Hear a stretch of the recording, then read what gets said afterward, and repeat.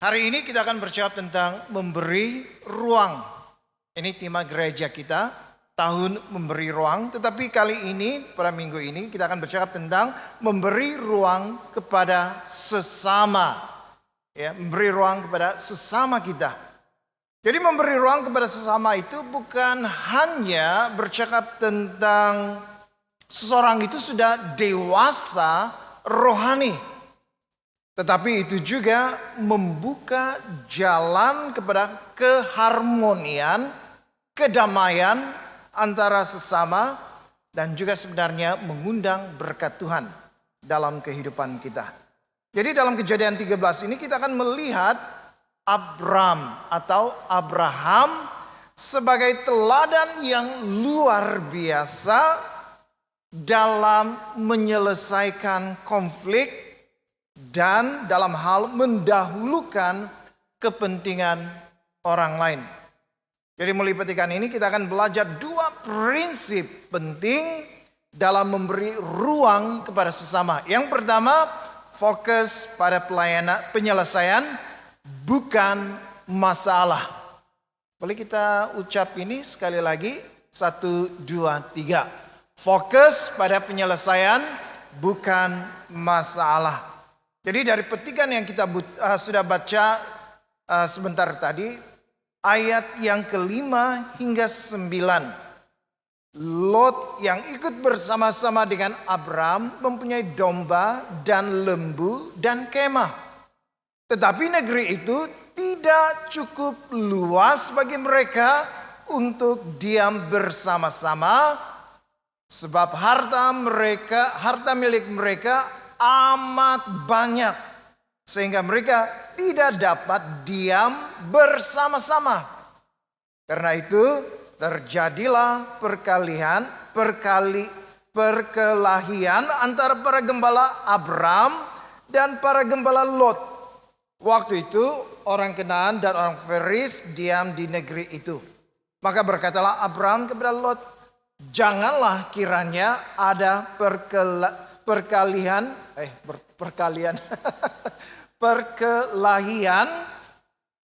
antara aku dan engkau, dan antara para gembalaku dan para gembalamu. Sebab kita ini kerabat, kita ini saudara.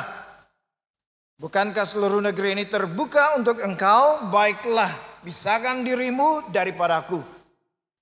Jika engkau ke kiri, maka aku ke kanan. Jika engkau ke kanan, maka aku ke kiri. Jadi saudara-saudara yang kasih dalam Tuhan Yesus, setelah keluar dari Mesir, Abraham dan Lot, mereka pergi ke tanah Kanaan. Dan ketika mereka pergi ke tanah Kanaan, mereka juga membawa kekayaan mereka. Ada banyak ternakan mereka. Abraham sendiri sudah banyak ternakannya dalam ayat yang kedua. Dan ayat yang kelima, Lot pun demikian. Sehingga ada masalah yang timbul. Mereka tidak boleh diam bersama-sama di sebuah tempat karena begitu banyaknya harta mereka atau ternakan mereka. Sehingga ada konflik yang muncul. Gembala Abraham dan gembala Lot, mereka selalu bertengkar karena tidak cukup tempat atau tidak cukup rumput, mungkin dimakan oleh para ternakan. Selalu berebut, selalu bertengkar antara satu dengan yang lain. Jadi Abraham menyadari perselisihan ini kalau tidak diatasi itu berpotensi merusak hubungan dia dan Lot. Lalu dia segera mencari jalan penyelesaian. Dia mengatakan kepada Lot dalam ayat yang ke-9, kita berpisah. Kemudian kalau Lot memilih ke kiri, Abraham pilih ke kanan. Kalau Lot pilih ke kanan, Abraham akan ke kiri. Mereka berpisah bukan maksudnya putus saudara, tetapi mereka berpisah itu jalan penyelesaian yang terbaik supaya mereka ini ada tanah masing-masing untuk menampung ternakan mereka yang begitu banyak. Jadi saudara-saudara yang kasih dalam Tuhan Yesus, Abraham menyadari ada konflik, ada masalah. Lalu dia fokus mencari jalan penyelesaian. Ini yang terbaik. Ada masalah, bukan fokus kepada masalah, tapi fokus mencari jalan penyelesaian. Jadi saudara-saudari yang saya kasih dalam Tuhan Yesus, jika ada masalah, jika ada konflik yang kita hadapi, sama ada dalam keluarga kita sendiri, di tempat pekerjaan, ataupun di sekolah, atau di mana-mana saja. Kalau ada konflik yang berlaku, persoalannya, apakah kita lebih fokus pada masalah itu, atau kita fokus mencari jalan penyelesaian yang terbaik?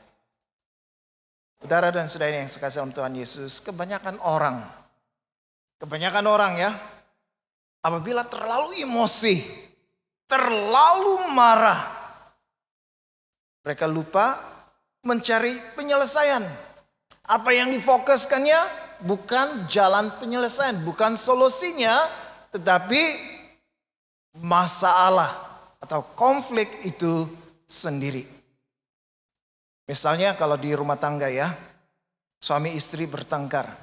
Gara-gara siapa yang menjalankan peranan masing-masing. Siapa yang masak lauk, siapa masak nasi, siapa buang sampah, siapa menyapu, mop lantai, siapa basuh pinggan. Semualah ya, kerja-kerja rumah tangga antar suami dan istri. Bertengkar. Daripada fokus mencari jalan penyelesaian, mereka saling menyalahkan. Mereka saling mengungkit kelemahan pasangan masing-masing. Dalam rumah tangga kamu, adakah ini yang terjadi? Konflik di tempat pekerjaan. Seorang pekerja dimarah oleh majikan karena ada kerja yang tidak selesai. Belum beres. Tidak beres. Lalu pekerja ini merasa tidak puas hati. Karena dalam pikirannya itu bukan kesalahannya. Itu kesalahan rekan sekerjanya. Kenapa saya dimarah? Saudara dan saudara yang kasih dalam Tuhan Yesus, daripada fokus mencari jalan penyelesaian, mungkin pekerja itu terus mempertahankan dirinya dan menyalahkan orang lain. Jadi yang bekerja itu pernah menghadapi keadaan seperti itu? Dalam keadaan marah, bukan penyelesaiannya, tapi fokus pada masalah ini. Bukan kesalahan saya, itu kesalahan dia. Atau mungkin di sekolah, kalau di sekolah itu ada project ya, berkumpulan. Nah, salah seorang daripada murid tidak menyelesaikan tugasan tepat pada waktunya. Jadi akhirnya ini proyek berkumpulan. Akhirnya mereka kumpulan tidak begitu baik.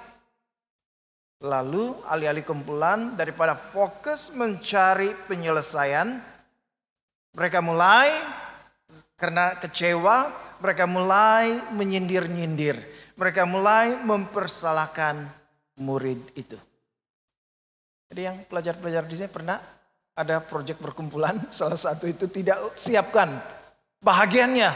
Akhirnya semua kumpulan itu ada masalah.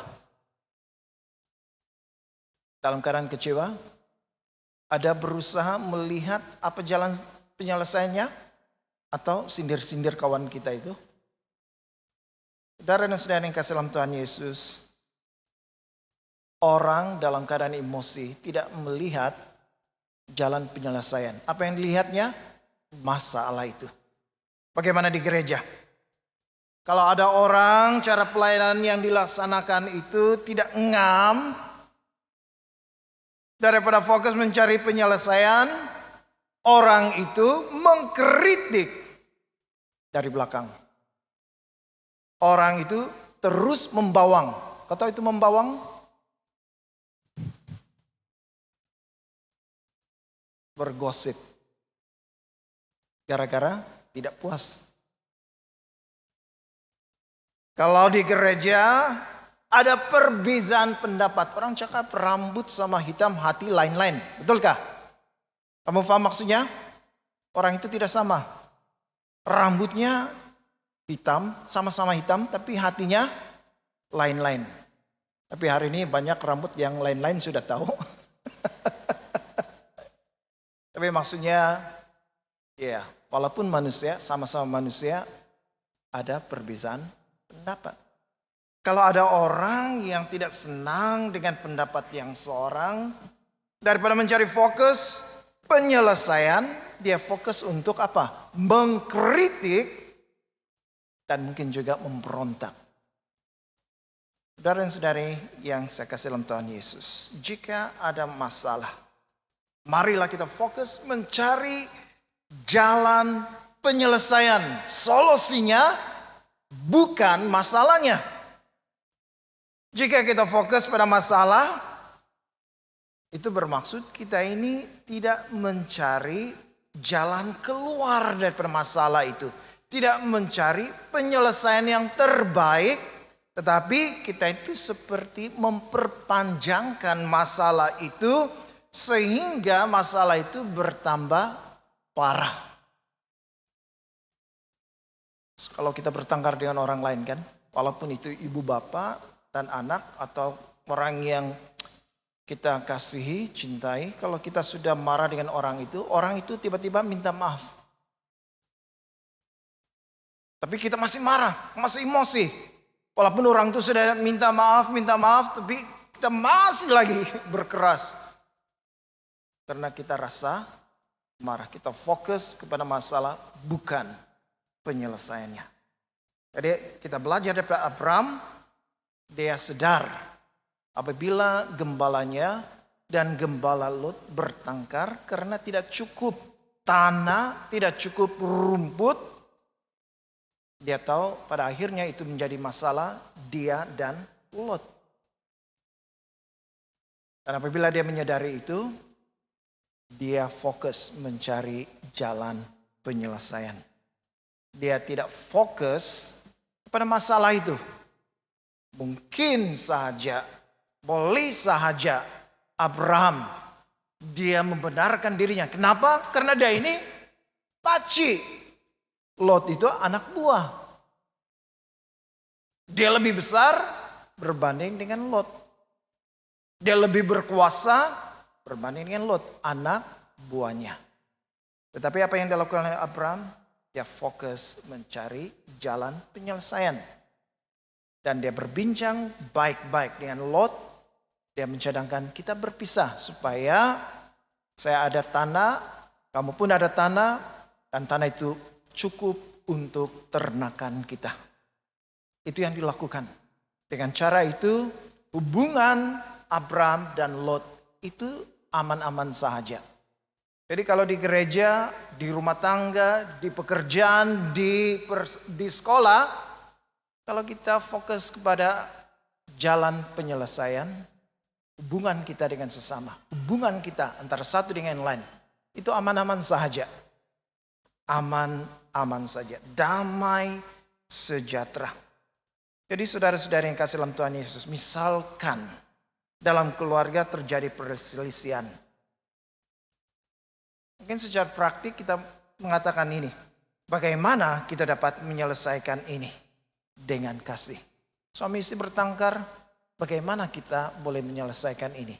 Dengan kasih, dengan cara yang baik. Ya, itu lebih baik kan? Daripada fokus terus-menerus kepada masalah. Masalah itu tidak selesai. Tetapi masalah itu semakin panjang, semakin parah. Akibatnya peratakan rumah tangga. Kalau di gereja, ya, rambut sama hitam, hati lain-lain. Ya, jangan bertengkar terus. Tetapi ya, berdamai antara satu dengan yang lain. Jangan pertahankan ego. Kita lepaskan ego kita. supaya kita boleh saling mengampuni antara satu dengan yang lain, saling menerima, dan hubungan kita tetap damai. Dalam pekerjaan, ya, kita pun lakukan hal yang sama. Kita fokus mencari penyelesaian, bukan menyalahkan orang lain. Fokus kepada penyelesaian. Jadi ingatlah selalu apabila kita fokus kepada masalah, kita sedang coba menegakkan benang yang basah. Benang ya, kamu tahu kan benang? Kasih basah, boleh berdiri tegak. Jadi peribahasa ini menegakkan benang yang basah, artinya kita tidak mau akun kalah. Kita coba membenarkan diri kita sendiri walaupun sebenarnya kita salah. Jadi jangan fokus menegakkan benang yang basah dengan cara membenarkan diri kita sendiri dan menyalahkan orang lain. Tapi apa yang perlu kita lakukan? Fokuslah pada penyelesaian. Bukan masalah, supaya kita boleh memberi ruang antara sesama kita. Dengan hidup berdamai, mengampuni, mengasihi, dan hidup dalam harmoni. Itu lebih baik daripada bertengkar terus. Jadi ya, fokus kepada penyelesaian, jangan kepada masalah. Kedua, memberi ruang kepada sesama. Prinsip yang kedua, mendahulukan kepentingan orang lain. Mari kita katakan ini bersama-sama. 1, 2, 3. Mendahulukan kepentingan orang lain. Dalam ayat 9b hingga 12 dikatakan, baiklah pisahkan dirimu daripada aku. Jika engkau ke kiri maka aku ke kanan. Jika engkau ke kanan maka aku ke kiri. Lalu Lot melayangkan pandangannya dan dilihatnya bahwa seluruh lembah Yordan banyak airnya seperti taman Tuhan, seperti tanah Mesir sampai ke Zoar. Ayat 11, sebab itu Lot memilih baginya seluruh lembah Yordan itu. Lalu ia berangkat ke sebelah timur dan mereka berpisah. Abram menetap di tanah Kanaan, tetapi Lot menetap di kota-kota lembah Yordan dan berkemah di dekat Sodom. Jadi setelah Abram mengusulkan untuk mereka berpisah, Abram memberi ruang kepada Lot untuk membuat pilihan pertama. Karena dalam ayat 9b ini kita melihat, jika engkau ke kiri. Bukan dikatakan di sini, jika aku ke kiri, maka engkau ke kanan. Tidak. Lot diberi pilihan pertama. Jika engkau ke kiri, jika engkau ke kanan, maka aku ke kiri. Jadi saudara-saudari yang kasih dalam Tuhan Yesus, lalu Lot dia melayangkan pandangannya, dia melihat lembah Yordan yang dikatakan banyak airnya. Itu bermaksud tanah yang dilihat, lembah yang dilihat oleh Lot itu lembah yang subur. Dan dia memilih tempat yang terbaik itu. Sedangkan Abram, dia tetap tinggal di tanah Kanaan. Tanah yang kurang subur berbanding tanah yang dipilih oleh Lot. Tapi kita melihat Abraham memberi ruang kepada Lot untuk memilih terlebih dahulu. Dan kita melihat di sini Abraham dia mendahulukan kepentingan orang lain lebih daripada kepentingannya sendiri. Jadi memberi ruang kepada orang lain itu bermaksud kita bersedia mendahulukan kepentingan orang lain lebih daripada kepentingan kita sendiri. Itu maksudnya memberi ruang. Persoalannya, adakah kita sedia memberi ruang kepada orang lain? Kamu pilih dulu, kemudian baru saya pilih. Kalau kita dalam keadaan Lot, dalam keadaan Abraham, mungkin kalau aku ke kiri, engkau ke kanan. Kalau aku ke kanan, engkau ke kiri. Mungkin kita mendulukan kepentingan kita sendiri. Tapi Abraham, dia mendahulukan kepentingan Lot.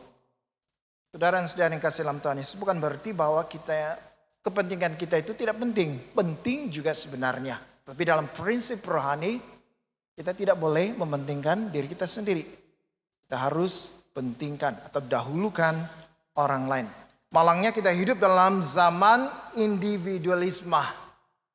Individualisme ini bermaksud orang hanya fokus pada matlamat, keinginan, dan kesejahteraan diri sendiri sebelum mempertimbangkan kepentingan orang lain. Sehingga mencetuskan sikap mementingkan diri sendiri. Inilah dunia kita hari ini. Saya masih ingat ketika era zaman kanak-kanak saya tahun 80-an. Apabila tiba musim menuai. Bukan musim menuai, musim menanam padi. Nah, orang kampung pada waktu itu ada tradisi gotong royong. Kau yang dari kampung itu tahulah itu kan, kalau mau tanam padi di bukit-bukit itu ada gotong royong. Jadi kalau satu orang ini buka ladang, semua orang kampung itu akan tolong orang ini buka ladang. Dari buka ladang, bakar kayu-kayu, kemudian gotong royong, tanam padi. Lelaki biasanya mereka, apa itu disebut ya, menugal. Pakai kayu yang ujungnya runcing, itu ya buat lubang. Kaum perempuan itu menumpus, itu masukkan itu benih padi dalam lubang. Sehinggalah musim menuai. Itu dilakukan, gotong royong. Tidak ada yang mementingkan diri sendiri. Masing-masing mendulukan orang lain.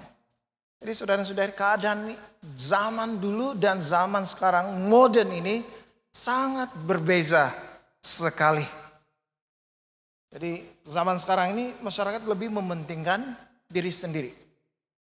Nah, kalau kita tinggal di perumahan ya, saya mau tanya Anda, adakah Anda mengenal siapa jiran Anda? Di kiri kanan Anda, kamu kenal atau tidak? Kenal gak? Kalau yang kenal itu puji Tuhan. Itu di kiri kanan. Tapi bagaimana yang di kanan di ujung tuh, di kiri yang ujung itu, kenal atau tidak? Kalau di kampung, hampir semua orang kampung kita dikenalkan. Tapi kalau di perumahan bagaimana? Soalan yang kedua, kamu tahu namanya? Bukan hanya kenal rupanya, tapi kenal namanya. Patrick, Sarah, siapa lagi? Rose, siapa lagi? Ya, kamu kenal namanya. Kadang-kadang mukanya saja kita kenalkan, tapi namanya susah. Kalau di gereja pun sama juga lah. Mukanya saja yang saya kenal, namanya malu-malu saya mau tanya, siapa namamu? Saudara dan saudara yang kasih dalam Tuhan Yesus, zaman modern ini, orang lebih mementingkan diri sendiri. Dalam konteks Kristen, mendahulukan kepentingan orang lain itu panggilan penting yang berakar pada kasih dan kerendahan hati.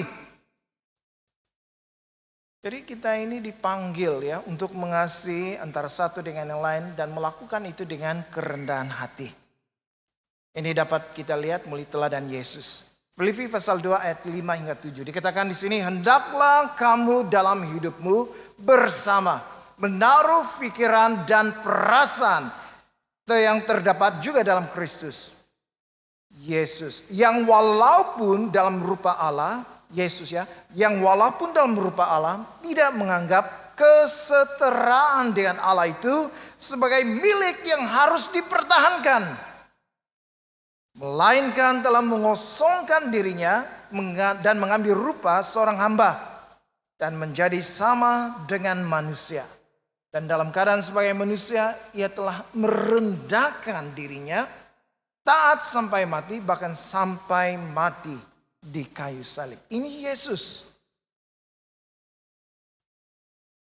Dia setara dengan Allah, tetapi ketika dia masuk ke dalam dunia itu, dia tidak pertahankan. Tinggalkan surga, masuk ke dalam dunia ini menjadi manusia. Dan dalam kerendahannya dia mati di atas kayu salib. Bayangkan jika Yesus tidak mengasihi kita yang berdosa ini. Dia tidak merendahkan hatinya dengan menjadi manusia lalu mati di atas kayu salib. Saudara dan saudari, saya dapat pastikan bahwa kita ini masih berdosa dan kita ini tidak selamat. Jika Yesus tidak mengasihi kita, jika Yesus tidak merendahkan hatinya menjadi manusia. Tapi sebaliknya kita melihat Yesus memberi ruang. Yesus mendahulukan kepentingan keselamatan kita. Sehingga dia mengorbankan nyawanya mati di atas kayu salib. Oleh sebab itu dalam Filipi pasal 2 ayat 4 dikatakan, dan janganlah tiap-tiap orang hanya memperhatikan kepentingan sendiri, tetapi kepentingan orang lain juga. Jadi jangan perhatikan kepentingan diri sendiri. Jangan mementingkan diri, tapi perhatikan kepentingan orang lain. Dan Yesus sendiri itu menjadi teladan. Walaupun dia Allah, dia tidak mempertahankan kesetaraannya itu dengan Allah, dengan Bapa. Malah dia merendahkan hatinya, masuk ke dalam dunia ini menjadi manusia, dan dia mati di atas kayu salib untuk menyelamatkan kita. Jadi saudara-saudara yang kasih dalam Tuhan Yesus, dalam hubungan kita dengan keluarga, ya, kita harus siap berkorban demi kebahagiaan dalam keluarga kita. Kita tidak boleh mementingkan diri sendiri. Kalau salah seorang daripada anggota keluarga kita ada masalah, jangan pikir itu masalahmu. Itu bukan masalahku. Tapi biasanya karena pertalian keluarga itu ada, keluarga kita sakit, kita pun rasa sakit. Jadi jangan mementingkan diri sendiri. Dalam gereja, ya, utamakan pelayanan. Bukan kita minta dilayani, tetapi kita ya sebaliknya melayani orang lain. Kita mendahulukan orang lain. Mungkin dalam pelayananmu orang tidak melihatnya atau tidak kelihatan karena pelayananmu di belakang tabir. Tidak apa, lakukan saja demi kepentingan orang lain. Dalam masyarakat, jadilah berkat dengan memberi ruang kepada orang lain untuk terus berkembang. Jangan kita hanya menonjolkan diri kita di hadapan majikan supaya kita dipromosi, tetapi kita juga harus mendulukan orang lain supaya dipromosi. Saudara dan saudari yang kasih dalam Tuhan Yesus, yang menariknya, apabila kita mendulukan kepentingan orang lain, sebenarnya inilah cara Tuhan memberkati hidup kita. Dalam ayat yang ke-14 dan 17 dikatakan di sini, setelah Lut berpisah daripada Abram, berfirmanlah Tuhan kepada Abram, pandanglah sekelilingmu dan lihatlah dari tempat engkau berdiri itu, ke timur, ke barat, ke utara, ke selatan.